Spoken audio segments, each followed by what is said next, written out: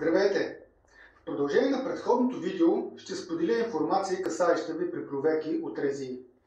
Разговарях с колеги, които заявиха, че по време на инспекцията се проверяват изискванията по наредба 2 с нейното последно изменение и допълнение от юли 2023 година, като това са, например, дали катафалката ви е регистрирана при тях по надлежния ред, дали товарният и сектор ежедневно се почиства и дезинфекцира с биоцид, който е разрешен за продажба. В едно изменение от 2019, което повдигна дебати, е записано, че в случаите, когато пренасенето на покойниците изисква времетраене повече от 2 часа, транспортните средства трябва да осигуряват поддържане на температура в товарния сектор от 0 до 5 градуса и да са оборудвани с термометър.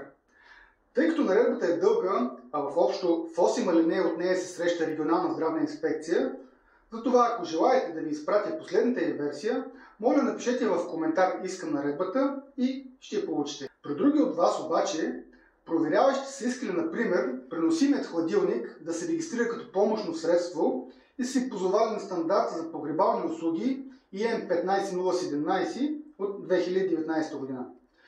За да съберем възможно най-много ценна информация, която ще ви помогне да се защитите при евентуална проверка, ние ще направим кратко видео, на което от потърпевши ще бъде споделен опит от първа ръка. А вие имали ли сте проверка от РЗИ?